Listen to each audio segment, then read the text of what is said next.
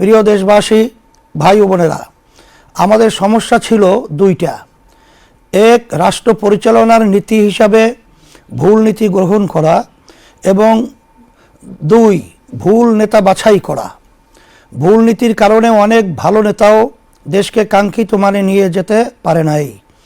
আসন্ন 13বার জাতীয় সংসদ নির্বাচনে ইসলামী আন্দোলন বাংলাদেশ এই ভূখণ্ডের মানুষের হাজার বছরের চর্চিত বিশ্বাস ও জীবনাচারের নীতি ইসলামকে রাষ্ট্র পরিচালনার নীতি হিসাবে উপস্থাপন করেছে।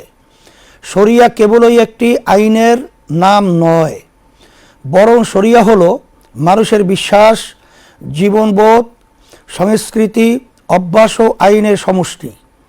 আমরা এই অঞ্চলের অধিকাংশ মানুষ বিশ্বাস হিসাবে, জীবনবোধ হিসাবে এবং সংস্কৃতিতে, অভ্যাসে ইসলামকে ধারণ করি। এখন যদি রাষ্ট্র পরিচালনার মূল নীতিতে ইসলামকে বাস্তবায়ন করতে পারি, তাহলেই বাংলাদেশ তার প্রত্যাশিত সমৃদ্ধি ও লক্ষ্য খুঁজে পাবে ইনশাআল্লাহ।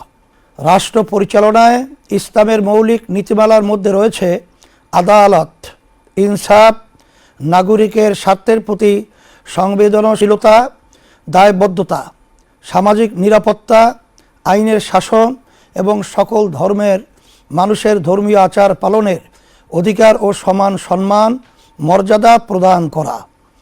ইসলামী আন্দোলন বাংলাদেশ রাষ্ট্র ক্ষমতায় গেলে এই মৌলিক নীতিমালার পূর্ণ প্রতিপালন করবে।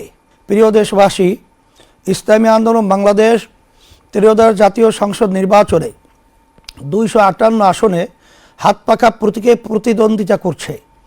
আপনারা জানেন, প্রচলিত আইন ও বন্দোবস্তের মোকাবেলায় ইসলামী আন্দোলন বাংলাদেশ এদেশের হাজার মানুষের বোধবিশ্বাসের আলোকে ইসলামের নীতিতে দেশ পরিচালনার লক্ষ্য নিয়ে নির্বাচনী প্রচারণা চালিয়ে যাচ্ছে।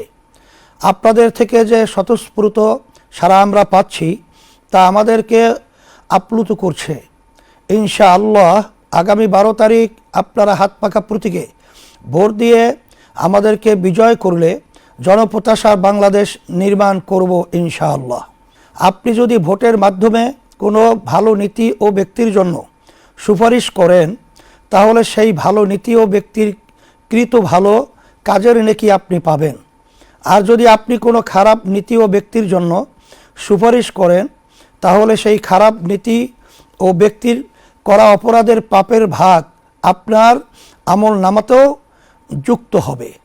কোনো দুর্নীতি, সন্ত্রাস ও টাকা পাচার না করেও কেবল ভুল জায়গায় ভোট দেওয়ার কারণে আপনার আমল নামায় দুর্নীতি ও সন্ত্রাসের পাপ যুক্ত হতে পারে। তাই ভোট প্রদান কেবল ইহকালীন বিষয় নয়, বরং একই সাথে একটি পরকালীন বিষয়ও বটে। তাই ভোট প্রদানে সতর্ক থাকতে হবে।